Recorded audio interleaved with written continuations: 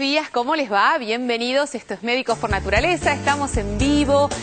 ¿Cómo le va, Roberto? Buen día. Muy bien, muy buenos días, Dolores. Bueno, les contamos a todos cuáles son nuestros teléfonos. Cómo no, 4535-0705, 4535-0706, con el 011 para quienes llaman desde el interior del país. Nos pueden enviar un mail con su consulta a medicos@tvpublica.com.ar. y también tienen la oportunidad de revisar programas que ya han sido emitidos y también mandarnos su mensaje a través de nuestra página en Facebook, que ¿cuál es?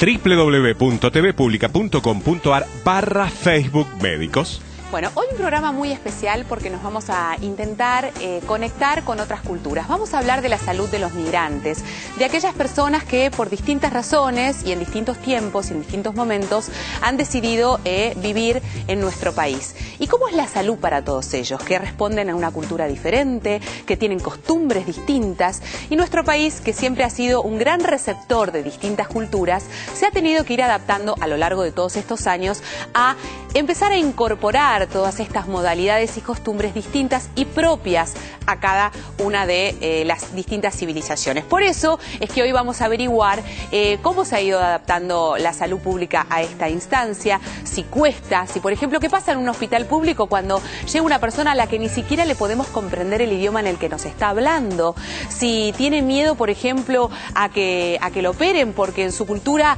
no está bien que someterse a una intervención quirúrgica, o por ejemplo que le hagan una colonoscopía o que le sugieran hacerse un análisis de sangre, en fin, son todas situaciones que se nos pueden presentar que realmente requieren de una apertura muy pero muy especial. Vamos a averiguar si nuestra salud en nuestro país y nuestros médicos de verdad la tienen. Esto es un pequeño adelanto de lo que vamos a desarrollar hoy aquí en Médicos por Naturaleza. Abramos la puerta, es ley. Con este lema, el Fondo de Población de las Naciones Unidas realizó una campaña de promoción y protección de los derechos sexuales y reproductivos de las mujeres inmigrantes en Argentina. Se ha recorrido un largo camino en términos de atribución de derechos a los inmigrantes en la Argentina, pero resta bastante trabajo por hacer, fundamentalmente referido a lo que tiene que ver con el trato médico-paciente, el reconocimiento de diferencias sociales y culturales, que solamente esto va a asegurar, va a garantizar de alguna manera el acceso a derechos, y quiero señalar que esto no es solamente un problema de sensibilidad cultural, sino también un problema de salud pública. Pacientes más contentos, pacientes que se sienten con confianza con el médico, son pacientes que retornan. Y eso es bueno para el sistema de salud argentino. Enfrentarse a la diferencia siempre es un desafío y una oportunidad. Nos da miedo, tenemos riesgo de idealizar, tenemos riesgo de rechazar, tenemos riesgo de amenazar. Un consejo: acercarse a la diferencia con ojos de chico, explorando, sin juzgar, yendo a buscar qué hay, yendo a descubrir qué me interesa o qué no tanto, qué me gusta o qué no tanto. Y después, solamente respetar, aceptar, sin juzgar, eligiendo lo que me gusta para mí, y si no, solo respetando. Bueno, hay veces que no nos resulta tan sencillo esto, y inclusive lo hemos hablado en otras oportunidades, porque en nuestro propio país, que es tan extenso y que tiene costumbres y hábitos tan distintos, e inclusive esto también nos sucede. En el norte hay costumbres propias de comunidades, por ejemplo, indígenas, que son muy distintas a lo que nosotros podemos entender como normal a nivel medicina y a nivel salud en la capital federal. Todo esto es una gran adaptación y es una gran apertura, pero siempre está el poder curar, el poder salvar. Para un médico eso es intransable, si lo podríamos decir de alguna manera. ¿Y cómo se hace para incluir la petición o la elección del otro? De eso vamos a hablar en el día de hoy, pero antes tenemos información que compartimos con el doctor Berman. Guido, muy buenos días, ¿cómo te va? Buenos días, Dolores, ¿cómo estás? La información que compartimos hoy tiene que ver con la relación que puede existir entre una situación estresante que vive una mujer embarazada y qué comportamiento, qué problemas puede tener sus hijos a lo largo de la vida. El estudio que se publica muestra que un grupo de embarazadas que había sido sometida a violencia de género en los estudios de los hijos a 10 y a 19 años luego de haber nacido, mostró que tenían más problemas de adaptación a situaciones estresantes e incluso de comportamiento.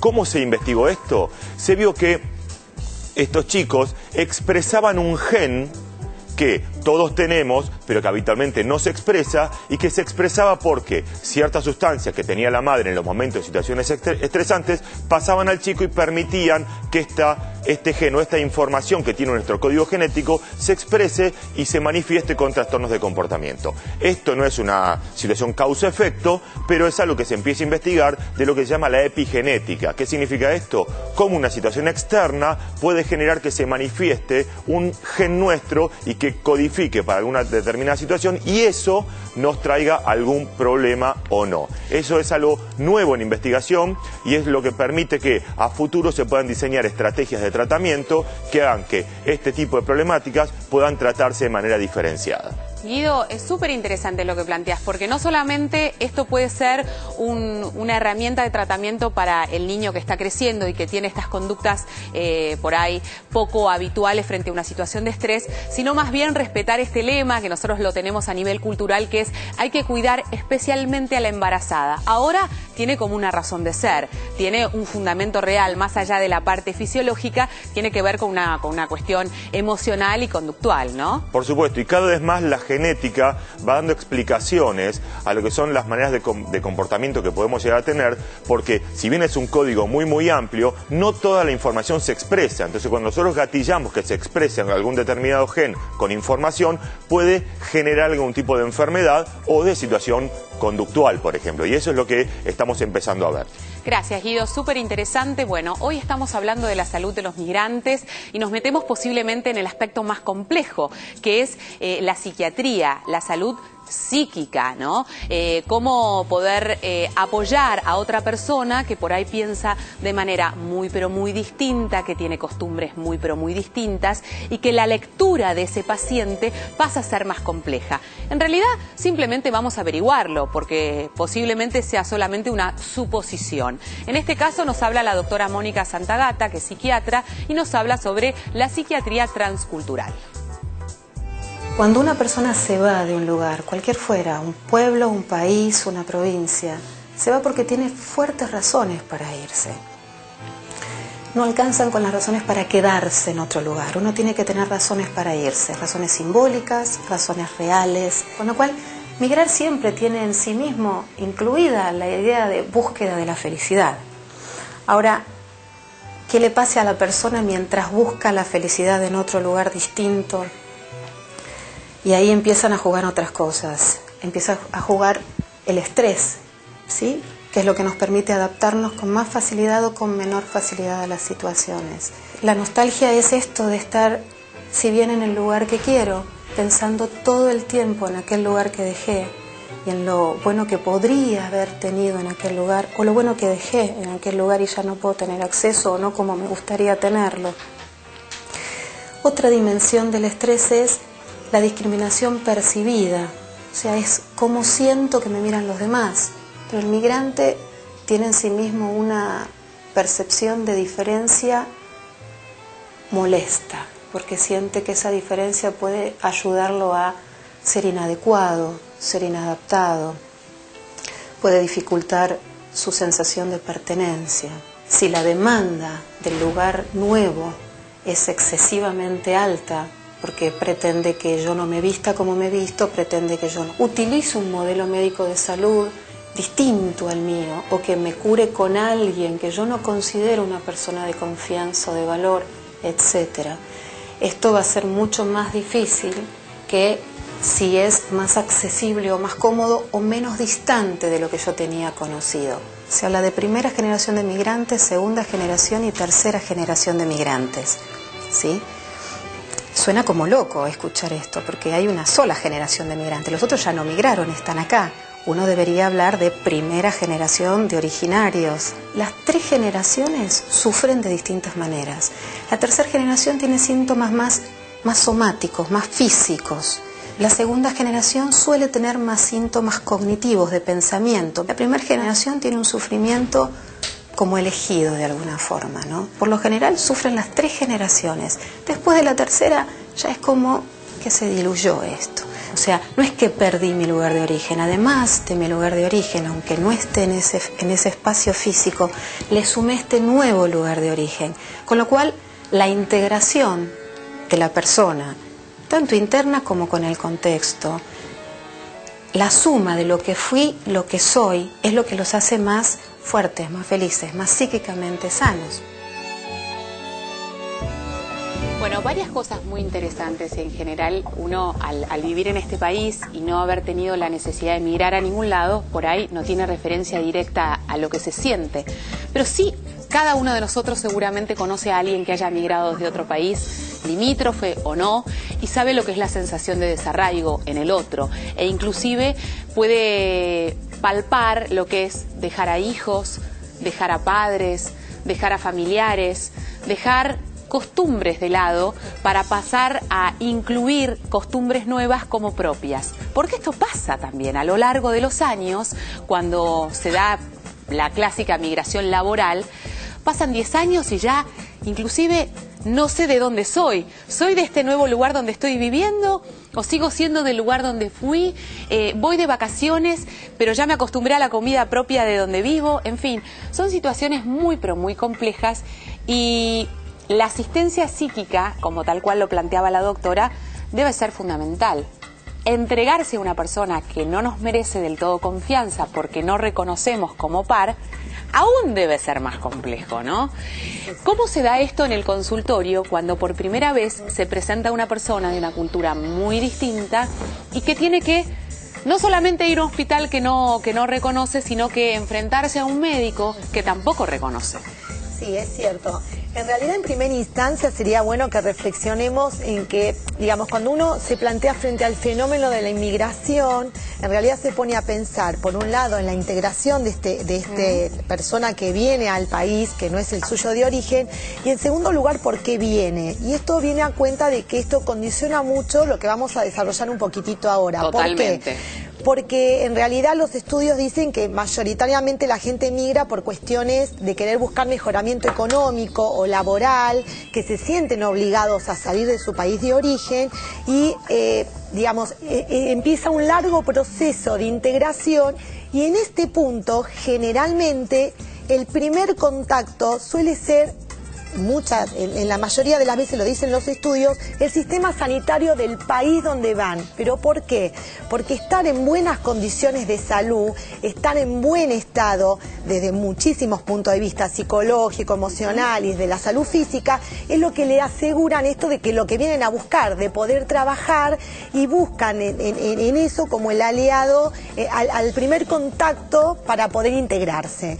Entonces, resulta ser que nuestro rol, el sistema de salud, el médico, cualquier otro integrante del sistema, solemos ser los primeros en contactarnos con ellos y en abrirles la puerta en un montón de cuestiones. Yo creo que aparte pasan a ser un sostén muy, pero muy importante. Exactamente. Las personas, por ejemplo, que yo conozco, el médico del hospital donde finalmente viven, pasa a ser la persona que primero se agarran de la mano, a quien confían decirle me siento mal, estoy angustiada, estoy viviendo por este proceso, no sé si esta situación fisiológica responde a que estoy engripada o que estoy triste. Inclusive mucho antes que a veces la estabilidad, digamos, en todo lo que es el trabajo mismo, lo laboral, la vivienda y demás. Pero bueno, entonces es ahí cuando el médico tiene que empezar a manejar otras cuestiones porque no pasa a ser la medicina basada en el virus, en la enfermedad, que desde lo científico va a ser lo mismo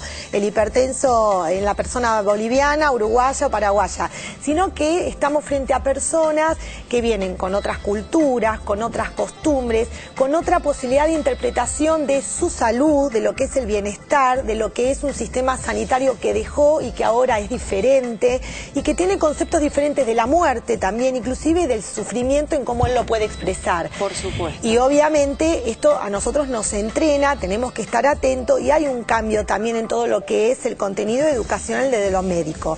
Y en primera instancia, entonces en este punto tenemos que entender que hay determinantes concretos de salud, como por ejemplo, es decir, A ver, nosotros tenemos al paciente inmigrante que nos llega.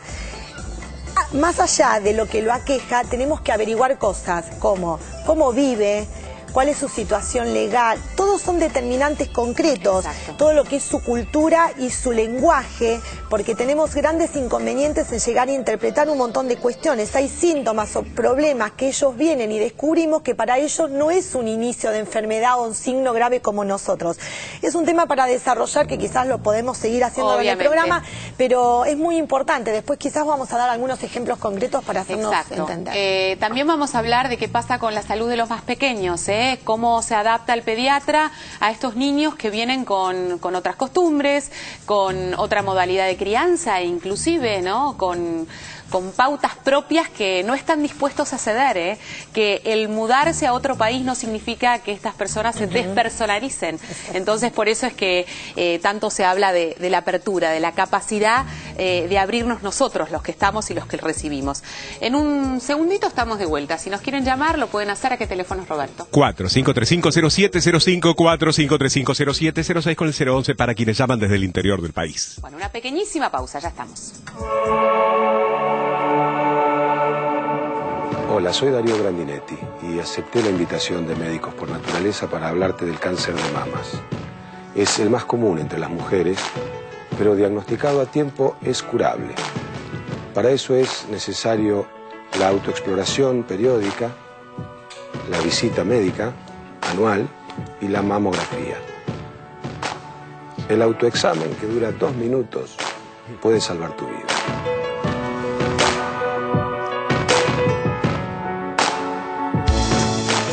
¿Sabías que el paciente tiene derecho a aceptar o rechazar determinadas terapias o procedimientos médicos o biológicos con o sin expresión de causa, como así también a revocar posteriormente su manifestación de la voluntad?